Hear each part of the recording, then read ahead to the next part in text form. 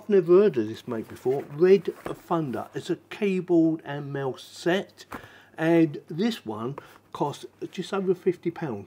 Link in the video description as usual. Yeah, whether you use it or not is another thing, but I always put links in there.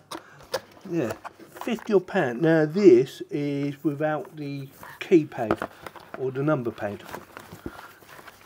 Something you might like, just to make it smaller, more compact.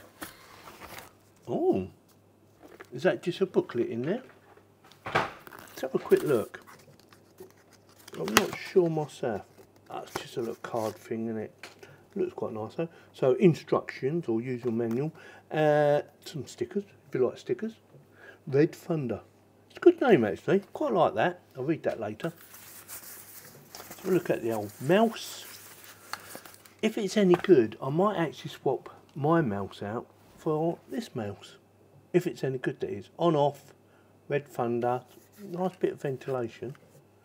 Some forward and backward buttons on the side, which is quite nice. It's a little bit on the, I don't know, I'll say it's a little bit smaller than mine. There's a comparison, look. Mine's slightly bigger.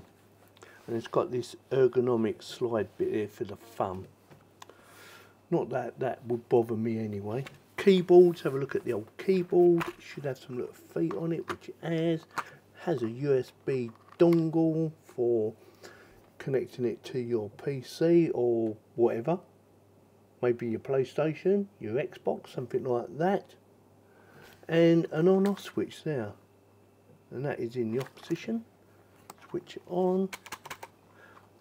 Obviously I haven't connected it to nothing yet. Now I don't know if this takes rechargeable batteries or whether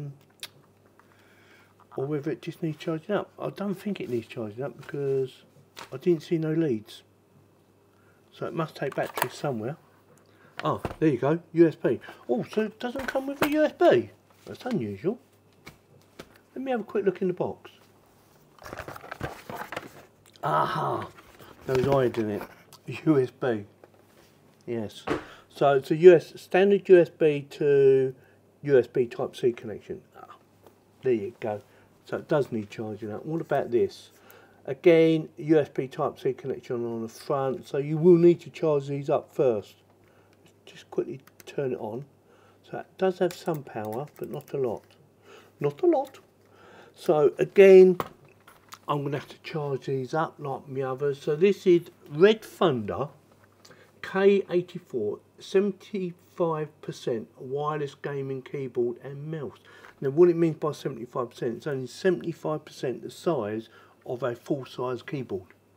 Just in case you didn't know. I know most of you do, but for all those who don't know, that's what it means. In other words, it hasn't got the number pad on the side, which some of them have, the bigger ones. Rainbow backlight, UK layout, 85 keys, TKL, ultra compact, mini design, lightweight, honeycomb gaming mouse for PC, Mac, PS5, Xbox, office gamers. Yeah, perfect. So I am going to have to charge up before I start using it. It's got some instructions on the back, funny enough. The FN key, so backlight on off. That is quite handy actually. It's better to have it on there than actually on the actual manual itself, because chances are you're going to lose that and think, well, what button do I need to press? Well, just turn it over and have a look. Good idea, RedThunder. Like that. So far, it looks okay. It's quite plasticky. Keys don't feel too bad. Yeah, better than my grandson. That's it. I just noticed that. It's very interesting. So you've got the F keys up there, and then you've got number keys there underneath. Yeah, it's quite good. It's not bad actually. It's quite quiet. Yes, I know you can hear it, but it's still quite quiet. Yeah.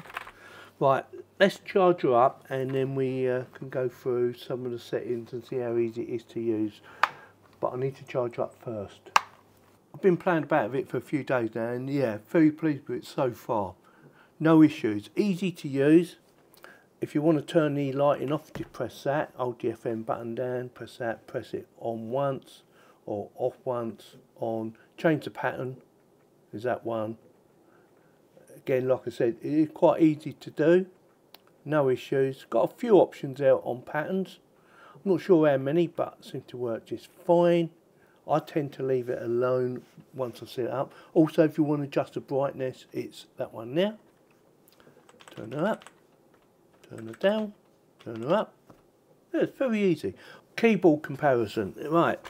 This is what, 60-75% smaller, something like that. This is a full size keyboard. You see the difference? Yeah, you've got all that bit on the side. Yes, full size, small size. And this is wireless. I might get a full size one. Let me know in the comments whether I should do a review on a full size wireless keyboard and mouse. The other thing you might find a little bit confusing, it took me a little while to get used to it, and that's having the numbers up the top rather than on the side, or or having both. Normally I would do punching numbers on the side, but it does work quite well. It does take a little bit of getting used to, and as a FN numbers, you have other options, like fast forward and things like that, just by holding that down. And also you have a couple of buttons down the side extra as well, like page up and page down, which I thought was a nice little touch actually. Yeah, very pleased with the keyboard. Like I said, got no issue with it. Not sure how long the battery lasts, but I charged it up and it seems to be lasting at least 1 or 2 days, at least, because I've had it running for 2 days now with no issues. It's easy to turn on and off. You just got to turn it right over. Power buttons there on the back, or on the bottom I should say. The same with the mouse. Again, no real issues, although I do find the side buttons a little bit on the light side, so you might not find that quite tactile. Got a nice little click to it, but it is a little bit light. The wheel is fine, no issue with that. Same as the DPI. I think there's only 2 settings, it's either fast or slow, so you can adjust it one or the other, but not really played about the DPI.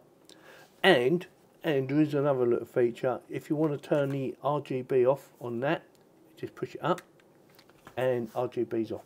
But you can't control the RGB, okay? It's either on or off. You can't change the patterns or anything like that. So overall, I'm going to buy another one. Yeah, I'm going to get another one because my grandson had a different one. Check out my videos. And we was very disappointed in it. The first one wouldn't connect on the mouse. Not this one.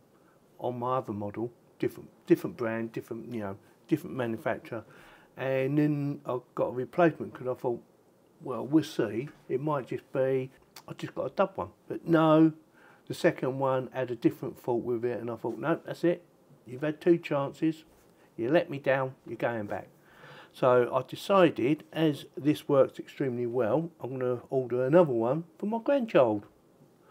So with that, if you find this video informative, helpful in any way, and you like my content, consider subscribing. It doesn't cost you any money whatsoever, and it does help my channel to keep on growing. And click on the bell to get notified when I do my uploads. And if you like this video, give me the thumbs up. Thank you very much for watching.